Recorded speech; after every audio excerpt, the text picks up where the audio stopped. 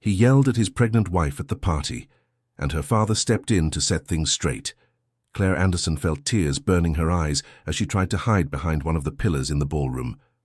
The celebration for the 20th anniversary of the civil infrastructure and construction firm where her husband worked had turned into a nightmare she never imagined she would live through. "You're embarrassing me in front of everyone," shouted Grant Sullivan, pointing a finger at her belly. "Ever since you got pregnant, all you do is play the victim and eat as if there's no tomorrow." The luxurious ballroom of the Sterling Grand Hotel fell silent. The crystal chandeliers seemed to shine even brighter on the shocked faces of the guests. Claire, 6 months pregnant, instinctively held her belly, as if she could protect the baby from the humiliation she was enduring. Her red dress, which she had chosen so carefully for the occasion, now felt too heavy on her shoulders. "Grant, please, let's talk at home," she murmured, trying to keep her voice low. "No, you need to hear this right here." He stepped closer, completely ignoring the uncomfortable looks around them. "Just look at you. It looks like you haven't made an effort in weeks, and on top of that you keep nibbling on the savory appetizers as if you were starving." Claire felt her face burn with shame. It was true she had eaten a few savory appetizers, but she was very hungry. Ever since the pregnancy began, Grant strictly controlled her diet, claiming she was gaining too much weight. Often she went hours without eating anything at home. Across the ballroom, Arthur Anderson watched the scene with growing indignation. At 63, the civil infrastructure and construction businessman had spent his entire life defending his family, and seeing his only daughter being humiliated like that made his blood boil. He adjusted his light suit jacket and began walking toward the couple, his firm steps echoing on the marble floor. "And don't think I didn't see you talking to Blackwood's wife," Grant continued, his voice growing louder. "I told you not to chatter nonsense with those women. They already have a poor opinion of you." "I was just being polite," Claire tried to defend herself, but her voice came out shaky. "Polite? You don't even know how to behave in public. Ever since you got pregnant, you've completely lost your composure." Grant gestured exaggeratedly, drawing even more attention. "My mother always said pregnancy makes women crazy, and you're proving it." The words cut through Claire like knives. She remembered the countless times her mother-in-law had made nasty comments about her appearance and behavior, always in front of Grant, who never defended her. On the contrary, he seemed to agree with everything his mother said. "Grant," Arthur's deep voice cut through the air like thunder, "what is this conversation?" The son-in-law turned, trying to force a smile, but his father-in-law's serious expression made him visibly uncomfortable. "Oh, Mr. Arthur, I was just talking to Claire about how she needs to take better care of herself." "Talking?" Arthur raised an eyebrow. "From across the ballroom, I could hear you yelling at my pregnant daughter. Is that talking?" Claire felt immense relief seeing her father approach. It had been months since they had seen each other properly. Whenever they planned a meeting, Grant would find an excuse to cancel or create some problem that prevented the visit. "Dad," she whispered, reaching her hand out to him. Arthur immediately took his daughter's hand, noticing how it was trembling and cold. His experienced eyes noticed details that worried him. Claire was thinner despite her pregnant belly. She had deep dark circles and an expression of weariness he had never seen before. "Claire, my dear, are you all right?" he asked, completely ignoring Grant. "She's fine," Grant Sullivan quickly interjected. "She just needs to stop making a scene over everything. You know how it is. Pregnancy, hormones." "I wasn't asking you," Arthur Anderson cut in sharply, without taking his eyes off his daughter. "Claire, answer me. How are you doing? Dear listener, if you're enjoying the story, please take a moment to like and especially subscribe to the channel. It helps us a lot as we're just starting out. Now, continuing..." Claire opened her mouth to answer, but Grant spoke first. "Look, Mr. Arthur, I think it's best we don't make a spectacle here. Let's sort this out at home." "Sort what out?" Arthur's voice was dangerously low. "You humiliating my pregnant daughter in front of strangers. This has gone too far." Some guests began to discreetly approach, pretending to admire the decorations but clearly interested in what was happening. Among them, Evelyn Blackwood, wife of one of the firm's partners, watched everything with a worried expression. "Mr. Arthur, you don't understand the situation." Grant tried to sound conciliatory, but there was irritation in his voice. Claire has been very sensitive lately. Everything turns into a drama. Sensitive? Arthur felt his blood pressure rise. My daughter has always been a level-headed woman. If she's sensitive, as you say, something is going on. Claire felt her heart racing. Part of her wanted to tell her father everything right then and there, but another part was afraid of the consequences. Grant had made it clear several times that if she caused trouble with his family or hers, things would get much worse at home. "Dad, she began, but her voice failed. "What is it, my girl? Talk to me." Arthur moved closer, placing a protective hand on her shoulder. "It's nothing serious, Mr. Arthur," Grant interrupted again. "It's just that she's been eating too much, you know. The doctor already said she needs to control her weight during the pregnancy.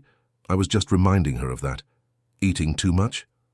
Arthur looked around and saw only a few dirty napkins on a nearby table. "What did she eat?" "Just 3 or 4 savory appetizers," Claire admitted quietly, as if it were a sin. Arthur felt a wave of indignation. 3 or 4 savory appetizers.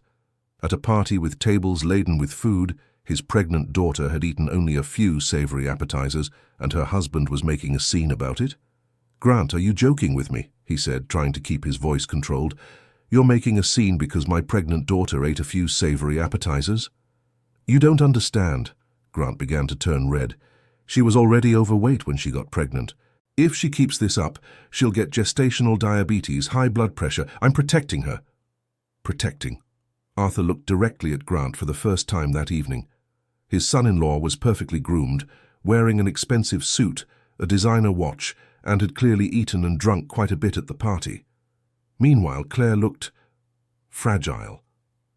Protecting her by humiliating her in public? Evelyn Blackwood discreetly approached. "Excuse me, Claire, are you feeling all right? Would you like me to get you a glass of water?" "She's fine," Grant answered for his wife. "Thank you, Mrs. Evelyn, but there's no need to worry." "I was asking her," Evelyn said firmly, looking directly at Claire. "Claire, would you like to sit for a bit? You look very pale." Claire felt her eyes fill with tears at Evelyn's kindness. It had been so long since anyone besides her father had shown genuine concern for her. I am a little tired," she admitted. "Then let's sit down," Arthur said immediately, looking for a nearby chair. "That's not necessary," Grant tried to interfere. "We were just leaving anyway, it's getting late."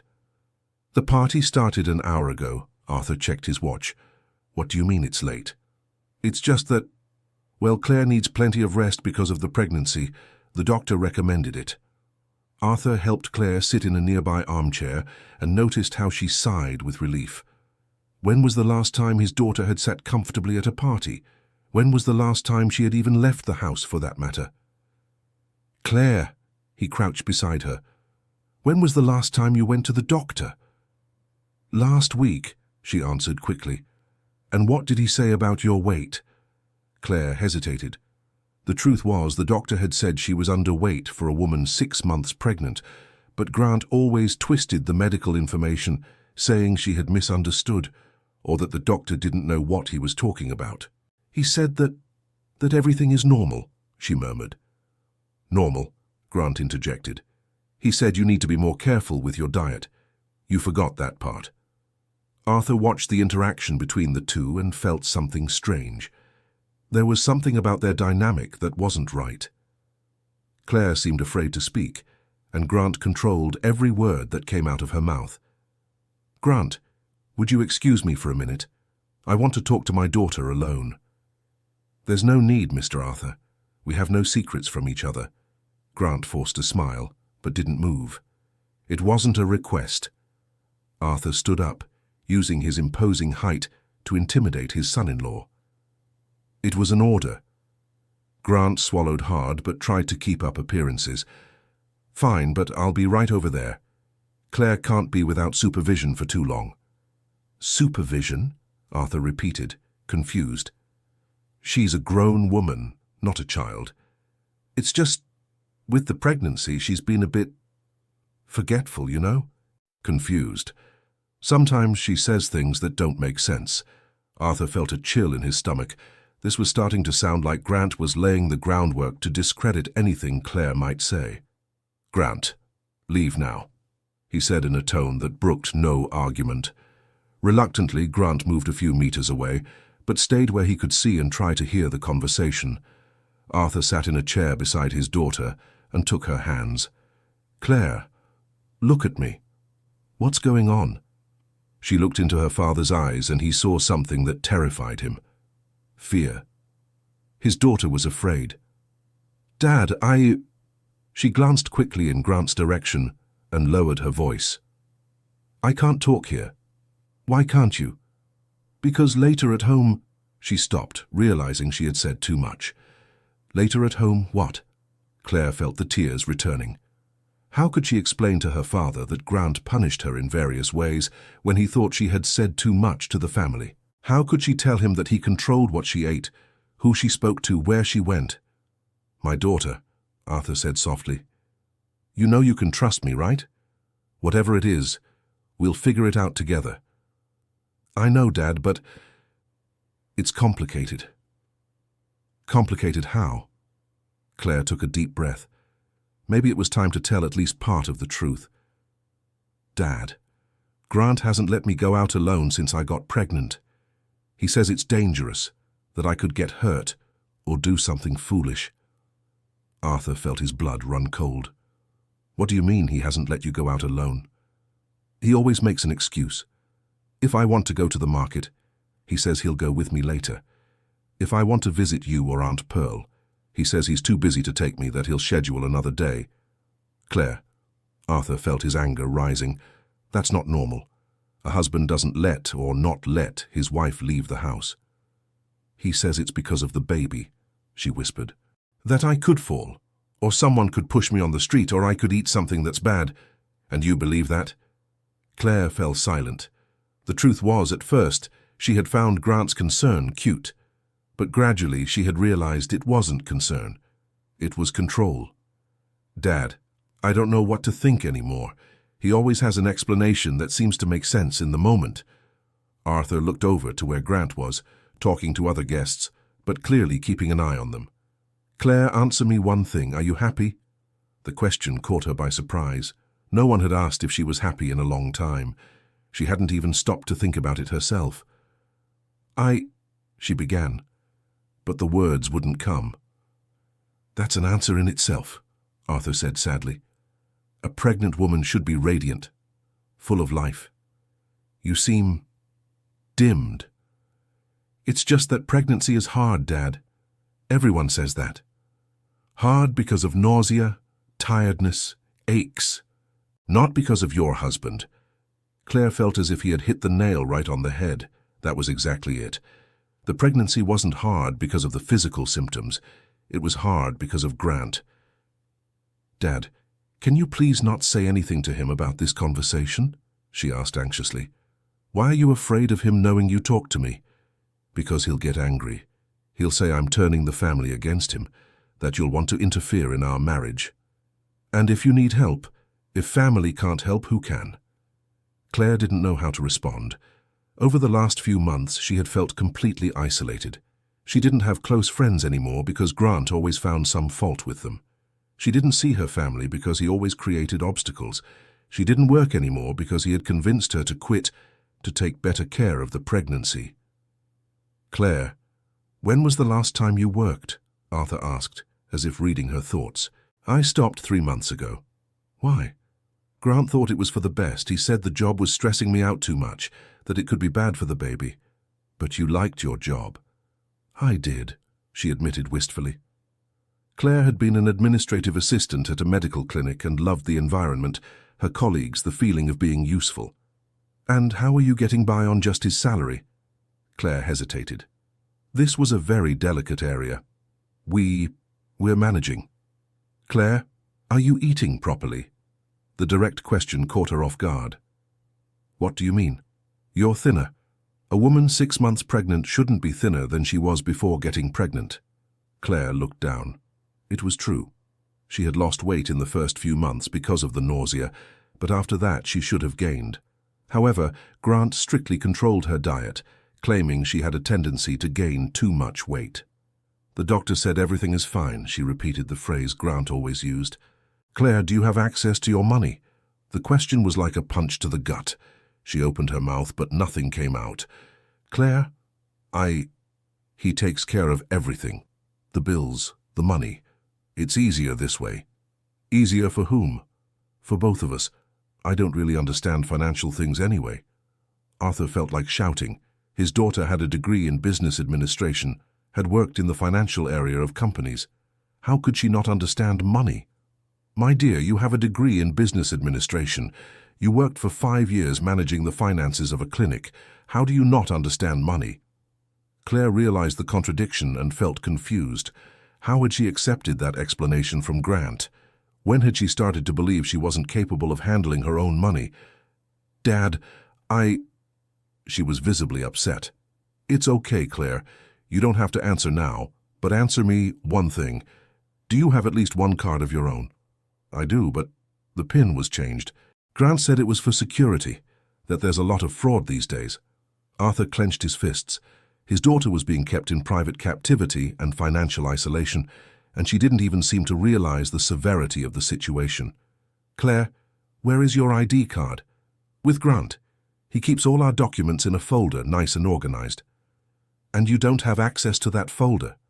"Of course I do," she said quickly, but then lowered her voice. "I mean, if I need it, he gets it for me." Arthur took a deep breath, trying to stay calm. His daughter was being completely controlled and manipulated, but he needed to be careful not to scare her any more than she already was. Dear listener, if you're enjoying the story, please take a moment to like and especially subscribe to the channel. It really helps us who are just starting out. Now continuing. At that moment, Grant approached again. "Sorry to interrupt, but I think it's time we go. Claire needs to rest." "Actually," Arthur stood up, "I was thinking of taking Claire to spend a few days at my house to catch up, talk about the baby." Grant's face changed instantly. "That won't be possible, Mr. Arthur. The doctor said she needs routine, can't be changing environments." "Which doctor said that?" Arthur questioned. "Dr. Sterling, her obstetrician. He was very clear, no travel, no sudden changes in routine." Arthur looked at Claire, who seemed confused. "Claire, did the doctor really say that?" She looked at Grant, then at her father. "He said some things about rest." "Absolute rest," Grant quickly added. "That's why she can't leave the house unnecessarily."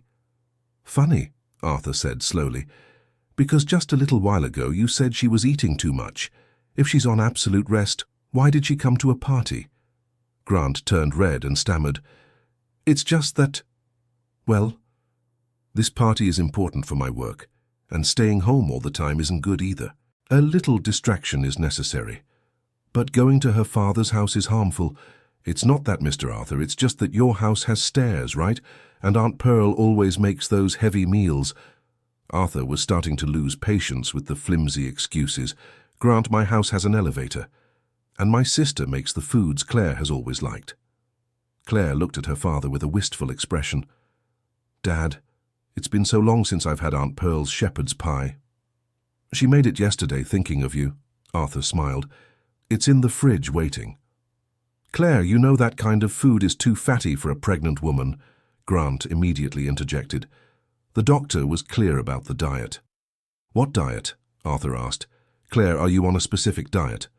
"It's a balanced diet," Grant answered for her. "No fried foods, sweets, soda." "And what does she eat then?" "Healthy food. Salads, grilled items, fruits." Arthur looked at Claire. "My daughter, are you feeling hungry now?" Claire hesitated. The truth was she was always hungry, but Grant had explained it was normal to feel hungry during pregnancy, and that she needed to resist so as not to gain too much weight. "A little," she admitted softly. "Then let's get something to eat." Arthur made a move toward the food table. "No." Grant spoke louder than he intended, drawing attention. "I mean, she already ate. Those savory appetizers, remember? 3 savory appetizers are not a meal, Grant. For a pregnant woman who needs to control her weight, they're enough for a snack." Arthur felt like exploding. His pregnant daughter was being kept on a starvation diet, and her husband had the audacity to say it was for her own good. Grant, are you kidding me? A 6 months pregnant woman ate 3 savory appetizers, and you think that's enough? You don't understand. Grant was getting defensive. You have to see the whole picture. She had a smoothie this morning, ate lunch normally. Ate what for lunch? Arthur turned to Claire. Claire remembered her lunch, a small salad and a piece of grilled chicken. Before getting pregnant, she would have eaten twice that much. A salad and chicken, she replied. Just that? It was a complete meal, Grant said, irritated. Protein, greens, vegetables, much healthier than all that greasy food she used to eat. Before what? Before she understood she needed to take better care of herself. Arthur was starting to see the pattern.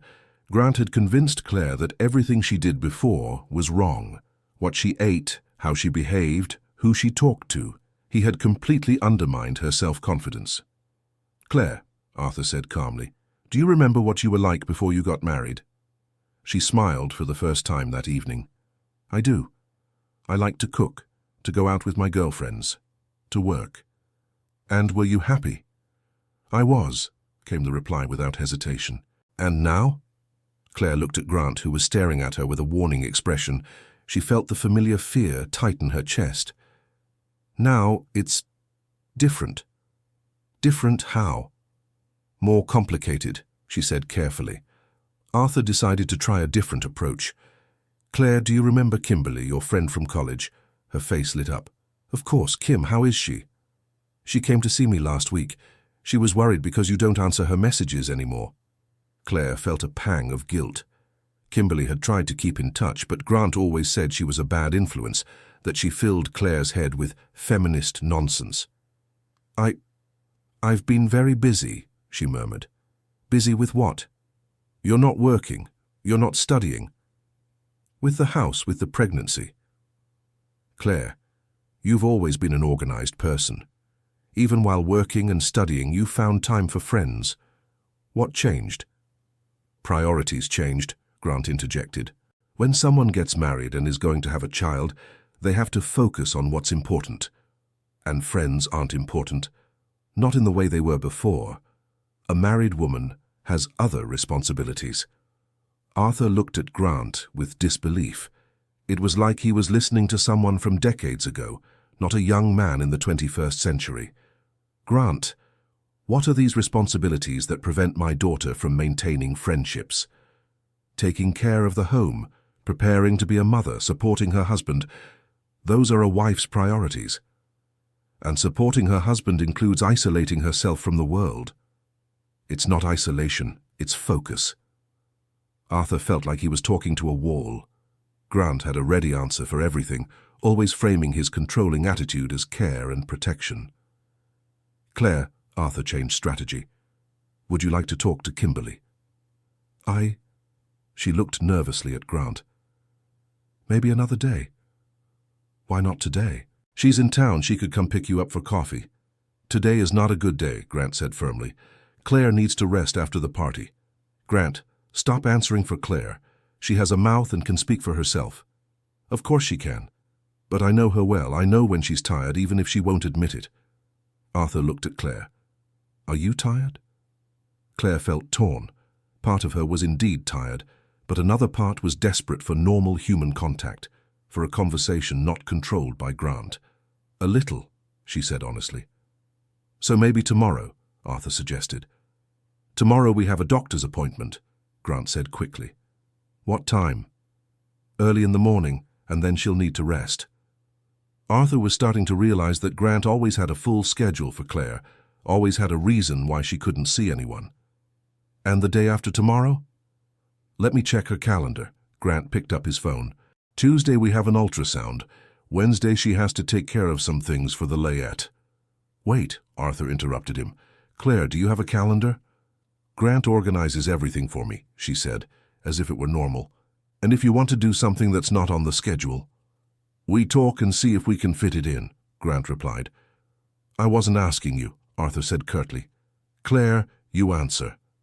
It's just like that, she said softly. He organizes and I agree. You always agree? He understands schedules, appointments, these things better.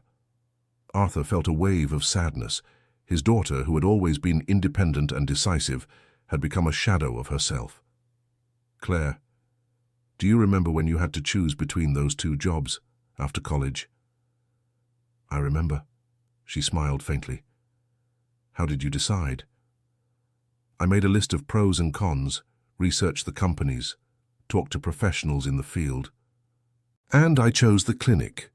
And was it a good choice?" "It was great. I learned a lot, made good friends." "So you always knew how to make important decisions?" "It was easier before," she admitted. "Why was it easier?" "Because now you have to think for two people. For three, actually." She placed a hand on her belly. "But who is thinking for these three people? You or Grant?" The question caught Claire off guard. She realized she had stopped thinking for herself a long time ago. Grant made all the decisions and she just accepted them. "Both of us," she said, but the voice didn't sound convincing even to her. "Claire, what was the last important decision you made on your own?" She thought and thought, but couldn't remember a single one. Even the choice of the baby's name had been left for Grant to decide because he knew his family and traditions better. "I don't remember," she whispered, horrified by her own answer. Arthur saw his daughter's moment of awakening and decided to seize it. "Claire, does this bother you?" She looked at Grant, who was talking to other guests, but clearly attentive to their conversation. "Sometimes I wish I could choose some things." "Like what?" "What to eat, where to go, who to talk to." The words came out like a confession held back for months. "My daughter," Arthur felt his heart tighten. "That's not normal in a marriage. Husband and wife decide things together, but each also has their individual freedom. But Grant says that when you marry, there's no more individual, there's the couple. Claire, do you believe that?" I don't know what I believe anymore," she confessed, and her words broke her father's heart. Arthur took a deep breath. His daughter was the victim of a subtle but devastating psychological manipulation. And the worst part, she was pregnant and vulnerable, which made it all even crueler. "Claire, listen to me carefully." He held her hands. "You are an intelligent, capable, educated woman. You worked, made important decisions, lived your life. None of that changed because you got married or became pregnant. But Grant says that—" "Forget what Grant says for a minute. What do you feel?" Claire closed her eyes and tried to connect with her own feelings, something she hadn't done in a long time. "I feel lost," she whispered, "as if I had disappeared, and only a version of me that he approves of was left." "And do you want to keep feeling this way?" "No." The answer came without hesitation. "But I don't know how to change. I don't even know who I am anymore without him telling me." Arthur felt tears in his eyes. His daughter was so lost, so confused, she couldn't even recognize herself. "My daughter, you are Claire. The same Claire who has always been brave, determined, caring. None of that has changed. It's just hidden under all this control he has placed on you." "You think so?" she asked with a timid hope in her voice. "I'm sure, and I will help you find that Claire again." "How?" "First, you're going to start making your own decisions again, starting now. Now. Claire, do you want to leave this party or stay a bit longer?" Claire looked around. The party was lively. There were many interesting people, good music, delicious food. It had been so long since she had been in a relaxing social environment. "I'd like to stay a bit longer," she said timidly. "Then we'll stay.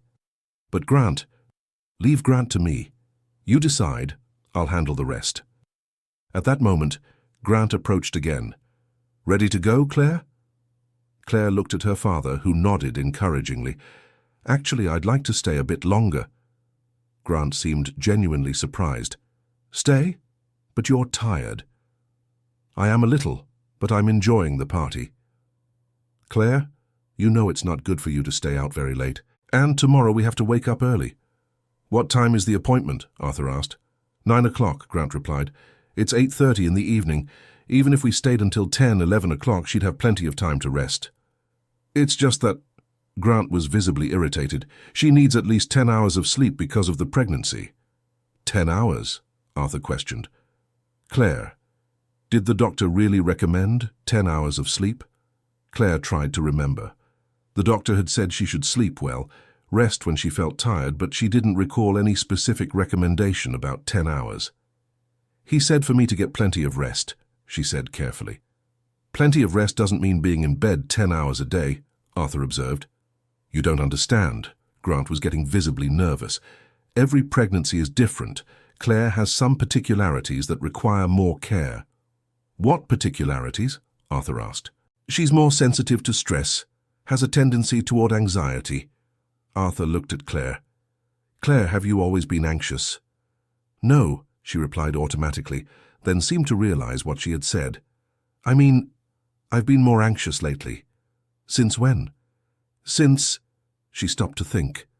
The anxiety had started when Grant began controlling her more, but she hadn't made that connection before. Claire? Since I stopped working, she said slowly, as if discovering something new about herself. Interesting, Arthur observed. You stopped working to reduce stress, but became more anxious? It is strange, actually, she admitted. It's not strange, Grant defended himself. It's normal to get anxious when you have so much free time to think. That's why she needs routine, set schedules. Arthur began to understand the mechanism. Grant created problems, isolation, control, and then presented himself as the solution, routine, protection. It was a vicious cycle that kept Claire dependent on him. Claire, Arthur said, when you worked, were you anxious? No. I loved working. I felt useful, productive.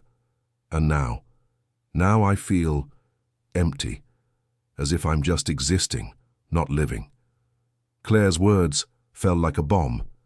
Grant turned red. Claire, how can you say that? You're carrying our child, taking care of our home.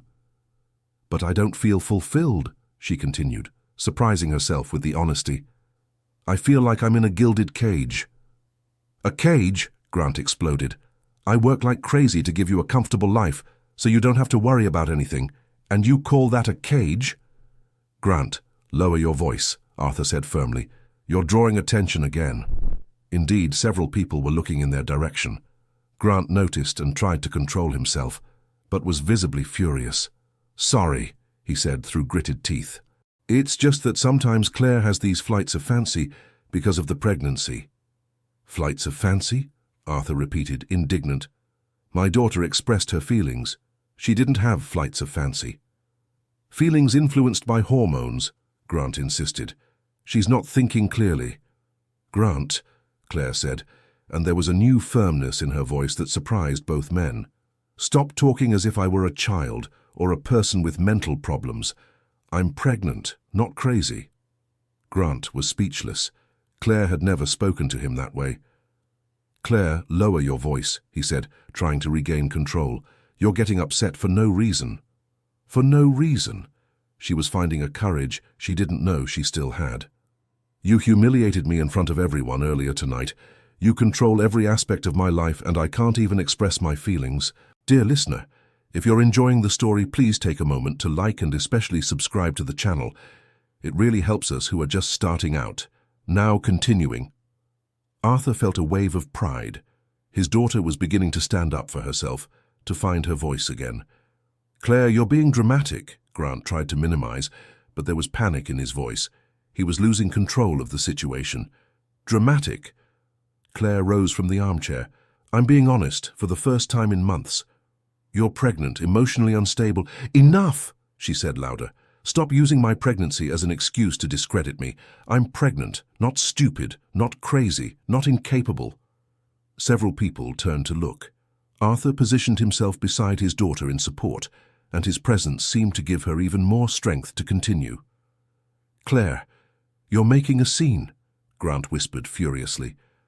Let's leave now. No, she said firmly. I said I want to stay, and I will stay. You can leave if you want. Grant was shocked. Claire had never challenged one of his decisions like that. You're not staying here alone. She is not alone, Arthur intervened. She's with me. With all due respect, Mr. Arthur, but Claire is my wife. It's my responsibility to take care of her. To care for is not to control, Arthur said calmly. and she just said she wants to stay. She doesn't know what she wants. She's confused because of the hormones. Stop using that ridiculous excuse, Claire exploded. It's not the hormones, it's me. I'm tired of being treated as if I don't have a brain. The entire room was now paying attention to the argument. Grant realized the situation was completely slipping from his control. Fine, he said, trying to sound reasonable. We'll stay another half hour and then we'll leave. You don't get to decide how long I stay, Claire said, and the strength in her voice surprised even herself. Claire, you're being irrational. Irrational is thinking you can decide for me when I should leave. At that moment, Evelyn Blackwood approached again. Claire, dear, are you all right? Can I help with anything? She's fine, Grant answered automatically. I asked her, Evelyn said firmly, looking directly at Claire. Claire looked at Evelyn, then at Grant, then at her father. For the first time in months, she felt supported, not alone. I'm trying to figure some things out about my life, she said honestly. It's normal to have doubts during pregnancy, Evelyn said kindly. Would you like to talk a bit? That's not necessary, Grant interjected. It's just a phase. Why do you speak for her? Evelyn asked Grant directly. She has her own voice. It's just that I know her well. I know when she's confused. I'm not confused, Claire said. I'm lucid for the first time in months. Grant began to sweat. The situation was spiraling completely out of control, and he felt he was losing his influence over Claire. Claire, you're getting upset for no reason. This isn't normal. Normal for whom? She questioned. For you, who thinks it's normal to control my every move? I don't control you, I protect you. Protect me from what? From living? From making decisions? From having friends? I protect you from making mistakes, from getting hurt, from people who are no good. And who decides who is good or no good? You? Grant Sullivan realized he was digging himself deeper. Claire, you know I always think of our well-being. Our well-being or your well-being? How can you ask that? Everything I do is for us, for our family. By isolating me from my family. She looked at her father. By controlling my money, forbidding me to work, telling me what to eat, who to talk to, where to go. I never forbade anything, I suggested. Advised. Suggested? Claire was gaining confidence. Grant, you have never suggested anything in your life. You decide, and I comply. That's not true. Isn't it? Then tell me the last time I disagreed with you and you accepted it willingly. Grant fell silent. He couldn't think of a single such situation. See, Claire continued, because in your mind, I don't have the right to disagree, only to obey. Claire, stop this. You're making a scene over nothing.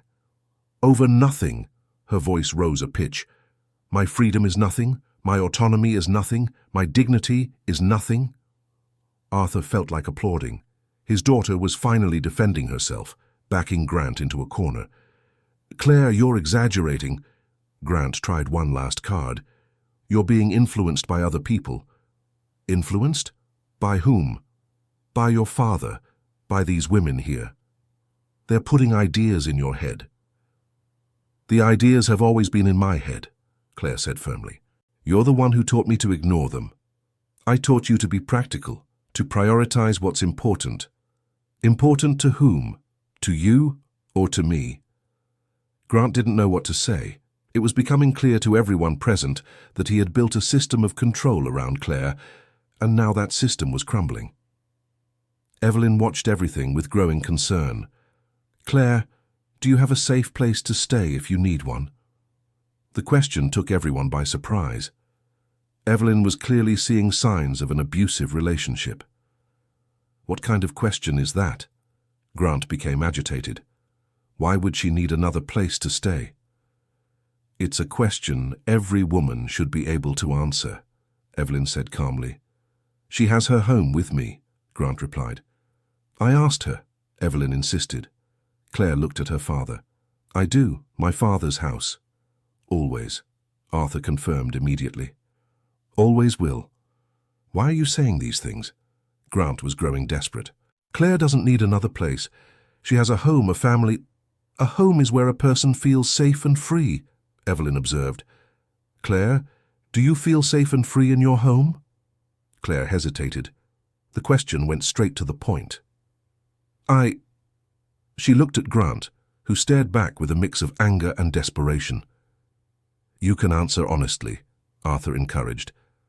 No one will judge you. No, she said softly. I don't feel free. And safe? Evelyn asked gently. Claire thought. Grant had never laid a hand on her, never physically threatened her. But there were other ways to not feel safe. I don't feel safe to be myself, she admitted. That's because of the pregnancy. Grant tried one last explanation. She's insecure, emotional. Stop it, Claire finally exploded. Stop using my pregnancy as an excuse for everything. I am pregnant, not mentally incapacitated. Claire, you're getting worked up. I'm defending myself. For the first time in months, I'm saying what I think, and you can't stand it. Grant looked around and realized he was being watched by dozens of people, all clearly on Claire's side. He felt cornered. All right, he said, trying to control his voice. Let's go home and talk calmly. No, Claire said firmly. I'm not going home tonight. What do you mean? I'm going to my father's house. I need some time to think. Claire, you can't do this. You're pregnant. You need stability. Stability or control? They're the same thing. No, they're not, Arthur interjected. Stability is having security and peace.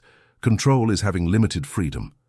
Mr. Arthur, you're influencing her against me. I'm not influencing anyone. I'm supporting my daughter to think for herself.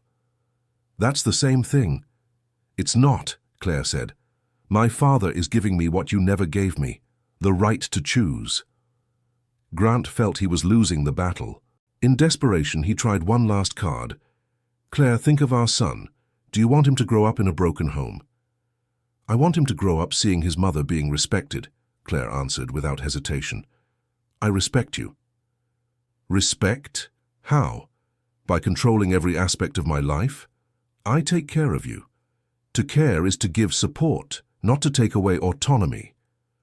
Grant realized he had no more arguments. Claire had awakened to the reality, and all his manipulations were being exposed. So that's it, he said bitterly. You're going to abandon me over some silly complaints? It's not abandonment, it's self-preservation. Claire, you're making a mistake. You'll regret it. Maybe. But at least it will be my mistake, not a decision of yours that I was forced to accept. Arthur smiled. His daughter had found her strength again. Grant, he said calmly, I think it's best if you leave. Claire has made it clear she needs some time. She doesn't know what she's doing. She knows very well for the first time in months she's making her own decision. Grant looked at Claire one last time. Claire, are you sure about this? I am, she said with a confidence she hadn't felt in a long time. Then fine, he said, trying to maintain his dignity.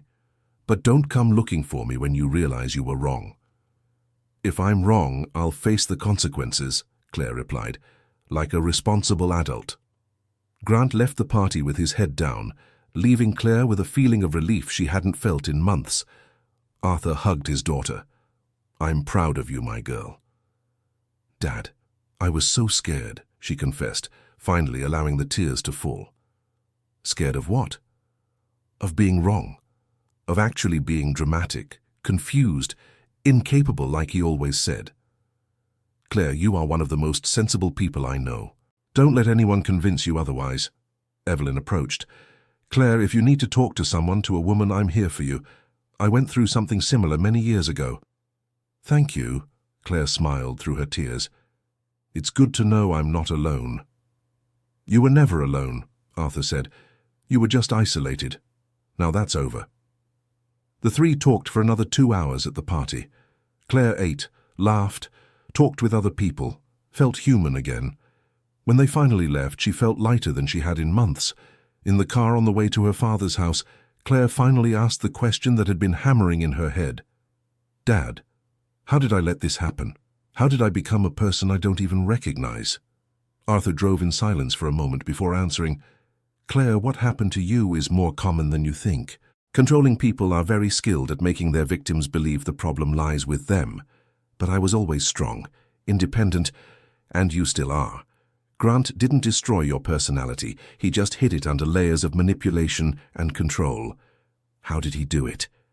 Little by little, it started with small suggestions that seemed like care. Then the control gradually increased, always with a justification that seemed reasonable. Claire nodded. That was exactly it. In the beginning, Grant just seemed protective. But little by little, the protection became control, and the control became a prison. Dad, what now? What do I do? Now you reconnect with who you are. You start making your own decisions again, trusting your instincts. And the baby, and the marriage. One thing at a time, Claire. First you find yourself, then you decide what to do about the relationship. Do you think I can fix my marriage? Arthur sighed.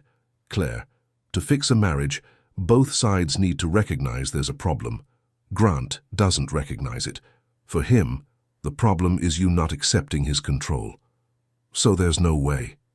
Only if he accepts changing, really changing, not just promising changes to convince you to come back. Claire fell silent, absorbing her father's words. She knew he was right. Grant had promised changes before whenever she threatened to rebel, but he never really changed. Arriving at her father's house, Claire felt as if she were returning home after a long journey. Everything seemed familiar and welcoming. Dad, can I call Kimberly tomorrow? Of course, she'll be overjoyed to hear from you. And can I eat something? I'm very hungry. Arthur laughed. Claire, you can eat whatever you want, whenever you want. This is your home. Claire smiled. Claire. It was a strange feeling, being able to choose what to eat without having to justify it or ask for permission. That night, for the first time in months, Claire slept deeply. There was no one controlling her bedtime, no demands, no fear. Just peace. The next day, Claire woke up and did something she hadn't done in a long time, made her own decisions about the day. She decided she would call Kimberly, that she would eat Aunt Pearl's shepherd's pie, that she would take a walk in the park. When she called Kimberly, her friend cried with emotion, Claire, my God, you disappeared. I tried to contact you so many times. I'm sorry, Kim. I was going through some problems. Do you want to talk about it? I do. But in person. Can you come here today? Of course, I'll be right there. When Kimberly arrived and saw Claire, she was shocked. Claire, are you okay? You're so thin. It's a long story, Claire sighed. She told her friend everything, from the beginning of Grant's control to the party the night before. Kimberly listened to everything in silence, growing more and more outraged. Claire, I always thought there was something off about Grant, but I never imagined it was this serious.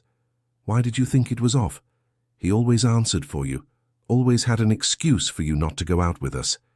And you were changing, becoming quieter, more withdrawn. And you didn't say anything. I tried, but you always defended him, and then you stopped replying to my messages. Claire remembered. Whenever friends expressed concern, Grant managed to convince her they were jealous or trying to cause trouble. Kim, forgive me for pulling away. You don't need to apologize. You were being manipulated. What's important is that you got out. Did I? The first step was taken. Now it's about rebuilding your life. In the following days, Claire began rediscovering small pleasures she had forgotten, choosing her own clothes without hearing criticism, eating when she was hungry, talking on the phone without someone monitoring, leaving the house without having to give an account. Grant called several times in the first few days, always with the same talk, that she was making a mistake, that she was being influenced, that she should come home. Claire, you can't stay there forever, he said in one of the calls. Why can't I? Because you're my wife. You have responsibilities. What responsibilities? Taking care of the house, of me, of our marriage. And what are your responsibilities to me? I work, I support the household, and respecting me, giving me freedom, supporting me. Aren't those part of your responsibilities? Grant Sullivan fell silent. Grant, if you really want me to come back, you have to understand that some things need to change. What things? You need to stop controlling me.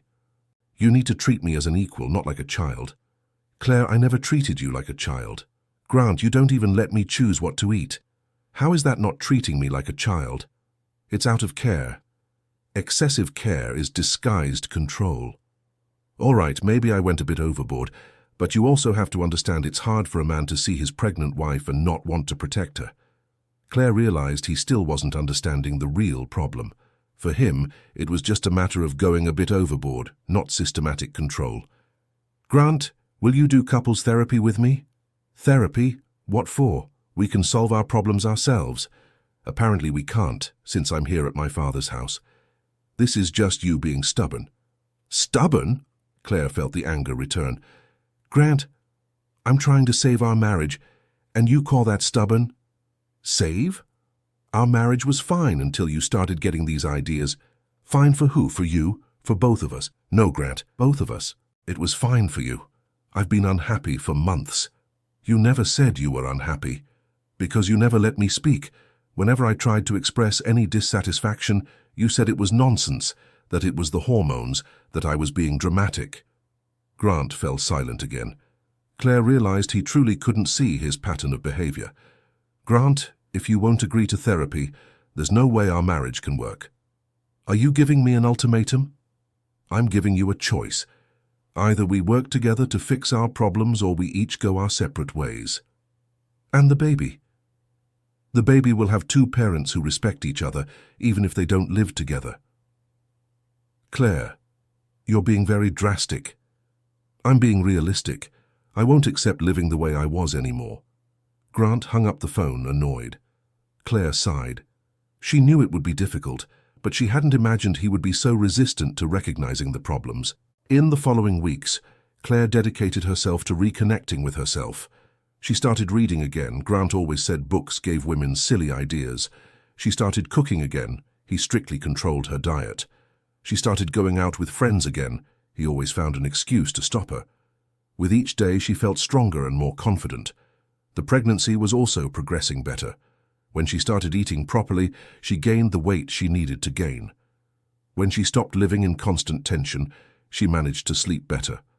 Arthur observed his daughter's transformation with joy and relief.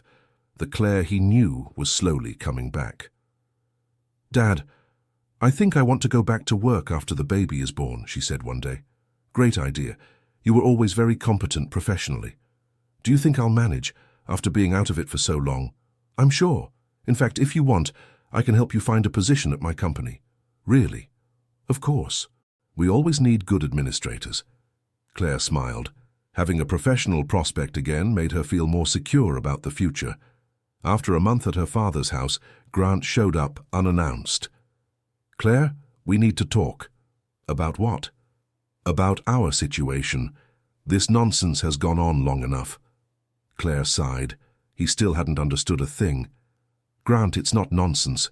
It's our life, our marriage. Then come back home and let's move on with our lives. Will you agree to therapy? Claire, drop this therapy story. We're not crazy. Therapy isn't for crazy people. It's for people who want to improve their relationship. Our relationship doesn't need improving. It needs to go back to normal. Normal was you controlling me and me accepting it quietly. That's not going to happen again. Claire, you're being stubborn. I'm being firm. It's different. Fine, he said, clearly irritated. How much longer are you going to keep up this tantrum? It's not a tantrum, Grant, and it's not a matter of time. It's a matter of you accepting that our marriage has serious problems that need to be solved. The only problems I see are your fussiness and your family's influence. Claire felt a wave of sadness. He truly couldn't see beyond his own point of view. Grant, if you can't even admit there are problems, how are we going to solve them? The problem is that you changed. The Claire I married wasn't like this. The Claire you married was a person you molded to be what you wanted. Now I'm going back to being who I really am. And who you really are doesn't suit me. Then maybe we really aren't compatible. The words hung in the air like a sentence. Both realized they had reached the point of no return. So that's it? Grant asked bitterly. You want to separate? I want a marriage based on mutual respect. If you can't give me that, then maybe separation is best for both of us. And the baby? The baby will have two parents. We won't let our problems affect the love we feel for him. Grant was silent for a long time. Finally, he said, "All right, Claire, if that's what you want. It's not what I want, it's what seems necessary." He left the house without another word. Claire cried, but also felt an enormous relief. For the first time, she had stood firm in her convictions, even when it meant losing something important. In the following months, Claire flourished. She went back to working part-time at her father's company, maintained her friendships, made her own decisions. The pregnancy progressed perfectly and she was radiant. Grant tried a few different approaches. First, he was bitter and distant. Then, he tried to be overly kind and attentive. Next, he tried to make Claire feel guilty, saying she was harming the baby. But Claire didn't let herself be manipulated. She had learned to recognize his tactics and to hold on to her own convictions. When the baby was born, it was an emotional moment for everyone. Grant was present at the birth and, upon seeing his son, seemed genuinely moved. "Claire," he said, holding the baby, "maybe we can try again. For him. Grant, we can't go back to being a couple just because of the baby. That wouldn't be fair to either of us. But I miss you. I miss you too. But I miss the person you were in the beginning before you started controlling me. What if I try to change? You already had the chance to try, and whenever I suggested changes, you said I was being dramatic. Maybe I was wrong. Maybe you were. But real change takes time, and I can't risk my happiness and our sons anymore, waiting for a change that may never come." Grant nodded sadly. Finally, he was beginning to understand that he had lost Claire because of his own behavior. They established a visitation routine that worked for everyone. Grant saw his son regularly and gradually learned to respect the boundaries Claire set. A year later, Claire was working full-time, had bought her own apartment, had a solid circle of friends, and was raising her son with love and independence.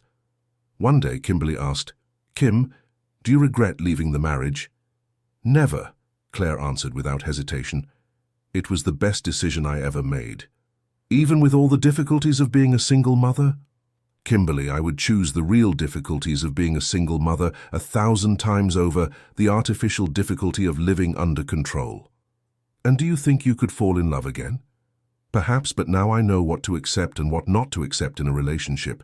I will never give up my identity for anyone again." Arthur watched his daughter with pride.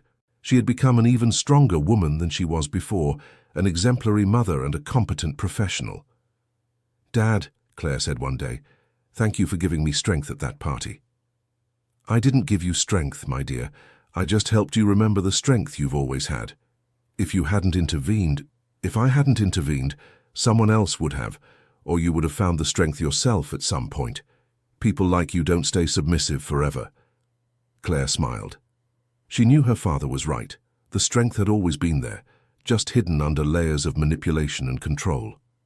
2 years later, Claire met Nathaniel, a pediatrician who worked at the same hospital where she consulted.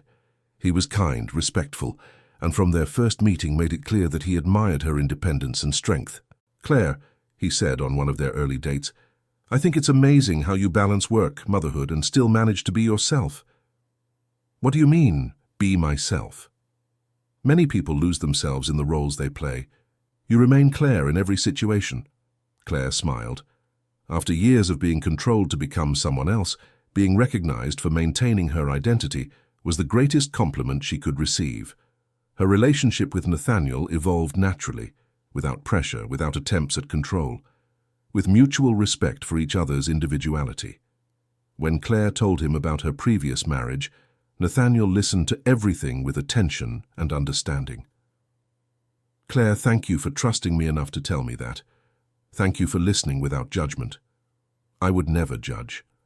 I admire your courage for leaving a situation like that, especially while pregnant. It wasn't courage, it was necessity. I couldn't live that way anymore. That is courage. Many people stay in bad situations out of fear of facing the unknown." Claire realized Nathaniel was right. She had been brave, even if she hadn't felt brave at the time. 3 years after the party that changed her life, Claire was at another party, this time celebrating Nathaniel's completion of a specialization. She looked around and smiled, remembering that night at the Sterling Grand Hotel. "What are you thinking about?" Nathaniel asked, coming to her side. "I'm thinking about how life can change completely in a single night. For the better. Definitely for the better." Nathaniel smiled and kissed her gently. Claire felt grateful for having had the courage to fight for her happiness. Her son, now 3 years old, ran up to her. "Mommy, Mommy, Uncle Nathaniel taught me a trick." Claire looked at the two most important men in her life and smiled. She had built a family based on love, respect, and freedom. Grant had also changed over time. After losing Claire, he sought therapy and began to understand the behavioral patterns he had developed. He never managed to win Claire back, but he learned to be a present and respectful father. During one of his visits with their son, he said to Claire, "Claire, I know it's too late for us, but I want you to know I understand now what I was doing wrong. That's important, Grant. Not for us, but for you and your future. Do you forgive me? I forgave you a long time ago, not for you, but for me. Holding on to resentment would only hurt me. Thank you for having the courage to confront me at that party. If you hadn't done that, I would never have realized my mistakes." Claire nodded. It was true. If she had continued accepting his control, both would have lost the chance to grow and become better people. 5 years after the party at the Sterling Grand Hotel, Claire was married to Nathaniel. They had a daughter together, and she was running the finance department of her father's company. At a family gathering, Aunt Pearl said, "Claire, do you remember that time you disappeared for a few months? We were worried. I remember. They were the hardest and most important months of my life." "How so?" "It was when I learned that sometimes we need to lose everything to discover who we really are." Arthur smiled. "And it was when I discovered that my daughter is even stronger than I imagined." "It wasn't strength, Dad. It was desperation. I couldn't keep living that way anymore."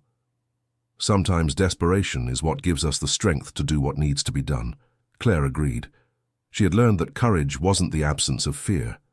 Courage was doing what's right, even when afraid. That night, putting the children to sleep, Claire reflected on her journey. There were difficult moments, moments of doubt, moments of fear, but there were also moments of discovery, of growth, of genuine joy. She had learned that healthy relationships don't require one person to shrink so the other can feel bigger. That true love is liberating, not limiting. That respect isn't something you ask for, it's something you demand. Above all, she had learned that her happiness was her responsibility, and she would never again allow anyone to make her forget that. Looking out the bedroom window, Claire saw the full moon lighting up the garden. She remembered that party 5 years ago when her life had changed forever with a single decision. The decision to stand up for herself. She smiled, grateful for having had the courage to fight for herself, grateful for the father who supported her, grateful for the people who welcomed her, and grateful for the strong woman she had become. Claire's story was the story of many women who find the strength to break cycles of control and build lives based on respect and self-love. A story of courage, growth, and above all, hope. End of story. Now tell us what you thought of the story and where you're listening from. If you have something to share with us, leave it in the comments with sincere words. Do you believe Claire made the right decision? We would love to read your opinion. Thank you so much for your company. Don't forget to leave your like and, most importantly, subscribe to the channel so you don't miss other moving stories.